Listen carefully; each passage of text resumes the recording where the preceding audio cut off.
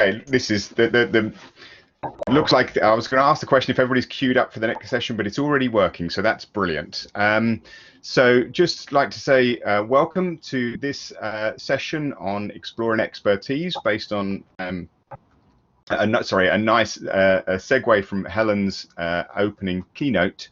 I know that people arrive at different points, so just to reiterate two things really, that this session is being recorded, and if you do not want to have your chat recorded, you can post a message to the moderators directly. There will be time for questions hopefully at the end. Each presenter will have 10 minutes to present, followed by 5 minutes of questions. I will try and summarize if there's any questions from the chat boxes, or you can repost those at the end of the talk. I'm aware of time, and I know that is my role. So I'm just going to, without further ado, I'm going to pass over to Suzanne to begin this session, if that's okay with you, Suzanne.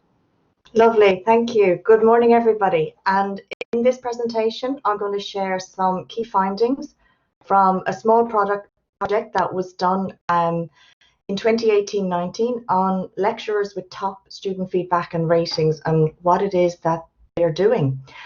At the University of Hertfordshire, I'm a learning and teaching lead in the department. So part of that role, I support staff in terms of effective teaching and in ways that can help encourage student engagement. I get to read a lot of student comments and student feedback, and I have to say I sigh when I read particularly these comments around staff are reading off the slides. And I guess that was the catalyst for this project. It was to flip the approach rather than, focusing on what it is that staff are doing that doesn't work for student engagement and for effective teaching, but actually to look at, well, what is it that the staff are doing who get good student feedback and good student ratings? So I approached the heads of department who are aware of the staff feedback scores. And from there, I invited 9 participants who were able to participate and give their time to take part in interviews for 1 hour on their teaching approach. That's quite a broad topic, and I didn't want to just say, tell me about your teaching, because I don't think I could do it justice in the 1 hour interview we had. So I went looking through the research literature, but for some survey, some questionnaire, some prompt that would help to create a semi-structure for the interviews. And I came across the Teacher Behaviour Checklist. Now, this was something I hadn't heard of before. It was established in 2002 in the United States, using both student and staff perspectives to help create this instrument, this questionnaire, that determines the key behavioural attributes of teachers. Now, there's 28 categories, and research has been done by Keeley et al., and they've determined a 2-factor structure from factor analysis where they're looking at professional competency and caring and supporting behaviours. The Teacher Behaviour Checklist itself, this is what it looks like, just a sample of it. There's a category, there are 28 categories, and against each category there are associated behaviours. There's a number of different associated behaviours that are clustered for each category. And I asked my 9 participants, these lecturers, to indicate to me how their behaviours, how their teaching matched against these behaviours. Was it that they always exhibited, frequently, sometimes, rarely, or never? And we also had greater and more in-depth discussions around these prompts that developed. So it was really useful to get a rich source of information. Here is just an overview. You'll just notice that it's not all green. So it wasn't that the lecturers always or frequently exhibited against every category and against every behaviour from the TBC. And I'm going to share with you some of those categories where there was good agreement, but also to highlight why and where there was maybe some agreement, where lecturers were only sometimes exhibiting those behaviours or rarely exhibiting those behaviours. So approachable, personable. There was strong agreement against these behaviours. And here's just one quote. Being approachable and personable, actually, if you're not able to do that, I don't think you're in the right job. Another strong agreement was around confidence, and confidence had different behaviours. One was around maintaining eye contact, And actually, it was quite interesting. This lecturer had only started and only was doing eye contact recently. It wasn't something that they were doing when they first started out their academic career. So, you know, having 100 eyes looking at you, it can be a little bit daunting. Another behaviour in confidence is answering the question correctly. And I like this quote. I do say to my students that I would never knowingly lie to them, but I can be wrong. So we are human. We aim to answer questions correctly, but I think it's having that open dialogue and being honest about our questions. Another category is around respect. And yes, it is a nightmare sometimes to get engagement and to have students answer out. It can be quite daunting. And this lecturer made the point that actually when students do speak up, it's creating that environment where it's safe, it's respected, and it's encouraged. And if students can recognize that, then that will help to encourage that level of respect and that level of engagement. So I've mentioned around the two different subscales, and it's in these subscales, particularly caring and supportive, that I just want to now go to and explore where there was some disagreement compared to professional competency. So establishes daily and academic term goals. The behaviours against this category, and I'll read them out. It prepares, follows the syllabus, and has goals for each class. So yes, the lecturers were aware that they had a plan, they had learning outcomes that they wanted to meet within their activities.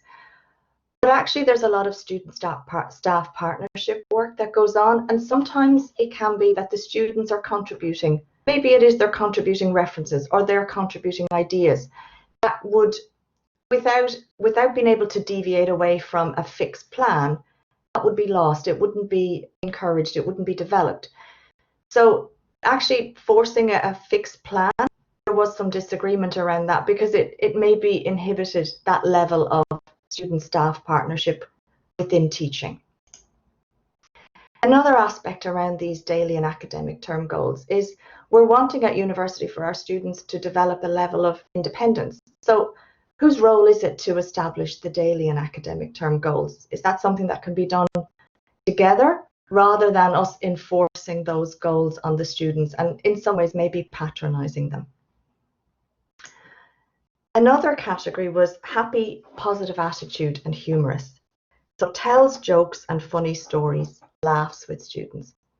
So I teach chemistry, so I really related to this in terms of you don't have to think physics is funny to be positive and happy about engaging with it. So again, this is where, because of the cluster list of behaviours, the staff, the lecturers I were interviewing, were not able to say that they always or frequently exhibit those behaviours, because actually being funny, it will depend on the personality, it will depend on the context. Professional. Professional is dresses nicely and professionally, no profanity. Now, in a laboratory environment, is it necessary to wear a suit to be professional? Because in that context, actually wearing jeans and a shirt or something a bit more informal is more practical and it still is professional. So there are occasions where the lecturers will dress up, but that doesn't mean that they're not professional if they're not in a suit. Rapport. So rapport is makes the class laugh through jokes and funny stories, initiates and maintains class discussions, knows the students' names, and interacts with students before and after class. And it was this aspect, this behaviour about knowing the student names. With our larger cohorts, particularly in first year, it can be sometimes difficult to get to know the students individually and to know their names. Or perhaps you only have a finite, a very short, limited interaction with the students in a particular course, and it's not possible. But they would recognise that creating that rapport with students is hugely valued and something that they would do, but they may not always be able to achieve that. So the interviews themselves were transcribed, they were coded against themes, and emerging themes were identified using thematic analysis. And so here is just to illustrate and show you those identified themes. One thing I will stress is that the students themselves were central to everyone's approach. each of these 9 lecturers, students were central. Scaffolding and support, respect, breaking down barriers. So scaffolding and support, it was very much around putting the lecturer putting themselves into the shoes of the student and what it is that will help those students on their learning journey. Breaking down barriers, helping them to realize actually how it is that we can learn these things, what is going to help them in the subject specific expertise. And respect, which we've already discussed. It's recognizing, yes, they're at a different stage of their journey, but they're equally on a journey themselves. The Teacher Behaviour Checklist. I really don't like the name of it because it says checklist, and I would advocate this is not a box ticking exercise. Feedback that I got from other national teaching fellows in the UK, it is a really useful self-reflection tool, and I think that's where some of the power around using this checklist, which has very defined and specific behaviours, that can be used as a prompt to enable self-reflection or a useful discussion. It's quite a lengthy questionnaire, and it could be quite intimidating for somebody to think, am I meant to tick each of one of these and demonstrate that I achieve against every one of these categories? Because I know I don't at certain times, depending on the context. Some characteristics are transmission oriented, and it doesn't capture everything around staff and student partnership. It's very much around the behaviours of the lecturer. I thought I would end with this quote, which is from John Hattie, which is a 1,200 meta-analysis on what evidence makes successful teaching and effective teaching. Method does not matter. It is not about one single method or one single pedagogy that is so important. What I liked is it chimes with what I have found in this project, this small project research, is that it's the relationships between the staff and student, it's the behaviour and attitudes that really count towards successful teaching and expertise.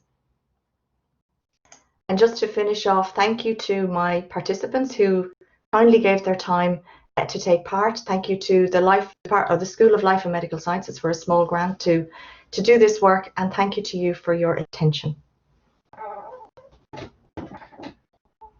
Thank you, Suzanne. That was really very interesting, and there's been some chat going on around online. I wonder if we've got time for one question. Is some of those sort of interpersonal skills in terms of eye contact, etc., maybe more difficult online? Some of them, for example, using names, maybe somewhat easier online. So I just wonder whether the transition to ask a question around the transition to online and how that might impact on that behaviour checklist. Does that easily translate to perhaps some online learning?